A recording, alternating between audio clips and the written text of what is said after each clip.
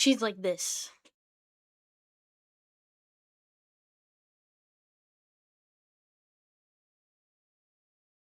I feel like I feel like it says a lot for a movie when a horror movie is doing really well. You know that's a movie worth seeing. Now, I'm not going to lie to you. If you do not like horror movies, don't watch this movie. I mean, I'm not a horror movie fan, so I'm coming from the POV or perspective of someone who doesn't like horror movies. And I'm going to be honest, I didn't like the movie, but I can respect it because it was made with under $1 million, maybe even less, maybe 750,000. That's what it says. When you look it up, the budget of Obsession is under $1 million, which is impressive in itself. But not only that, it makes you feel bad things. You just feel so disturbed and so uncomfortable. And for me, I don't like my movies to scare me, but I will watch any movie once and give it a chance. And I have friends that like horror movies, so yeah, I'm gonna go see it. Like, I'm gonna give it a chance.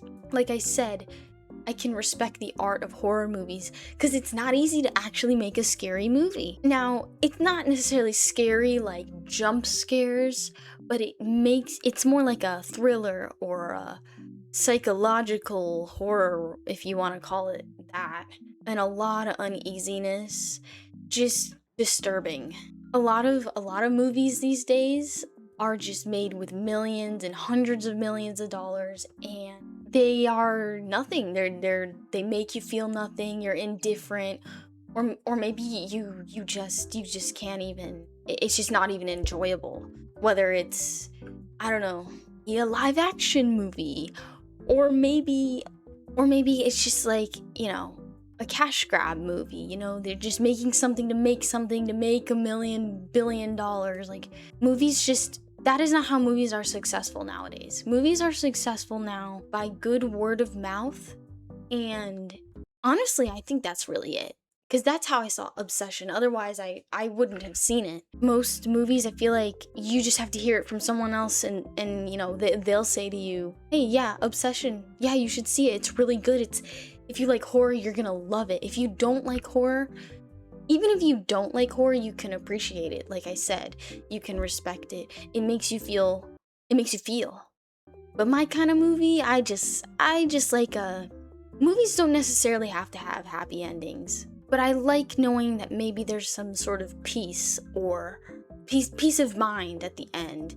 And at the end of this movie, well, spoilers. Now I want to start by saying the main character, Bear, obviously he didn't know the wish would come true, right? You are on his side throughout most of the movie until he just keeps letting things slide. And you're like, why are you accepting this? Why are you letting this happen? Why aren't you kicking her out?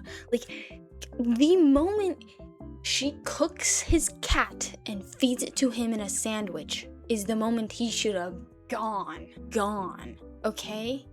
Now everyone's saying, look, the moment she fed him the cat. I don't even know why he another big part of the movie was when okay, let me retrace my thoughts. Let me just give a brief recap of the movie. Guy likes girl. He wants her to like him back. He goes to buy her a gift. He goes to the spiritual crystal shop store, and he stumbles upon this thing where you make a wish and break this piece of wood, and then the girl becomes obsessed with him, and he gets what he wants. Of course, he didn't know the wish was gonna come true, but I guess the point of this movie is be careful what you wish for. I'm not sure what else you're supposed to take away from this movie. Probably a lot of things. Actually, probably a lot of things, like, this is not what love is, guys. No. This is not love. And just a lot of disturbing things happen, and he just kind of lets one thing after another, like, keeps letting it slide. And of course, like I said, the moment she cooks the cat, she should have been gone. Actually, the moment she made a little ritual on the kitchen floor with his cat should have been the moment she's gone. But this is a movie and not real life. But I can't help myself from being like, how would humans actually react in this situation? There's there's just a couple of times where it's like, okay, cat on the kitchen floor should have been gone. Cooked cat should have been gone. Staring at him while he sleeps should have been gone. And then there's a lot of debate on the part where, so when they're sleeping, she was sleeping, and then her real personality comes out. She goes, kill me. She says, kill me. She's sleeping. Kill me now. And he just walks away. I guess there are three choices, right? Either to kill her, end his own life, or do nothing, and he did nothing.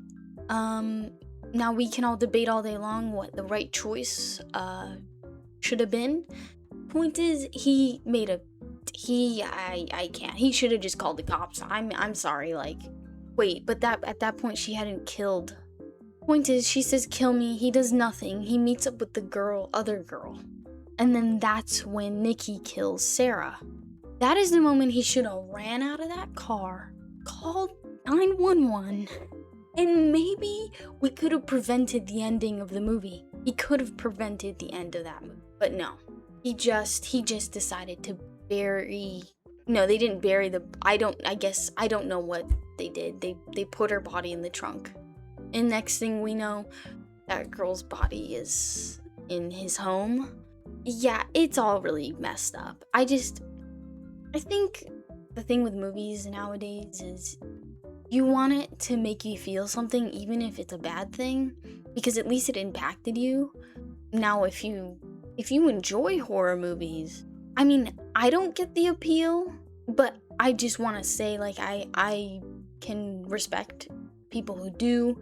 I don't know, people who like horror movies are just like automatically cool, and I don't really know why, and I'm just trying to say you're cool, I guess. Anyway, I can't, I gravitate towards like happier things, so that's just me. I think it's really great that like lower budget movies are getting a chance.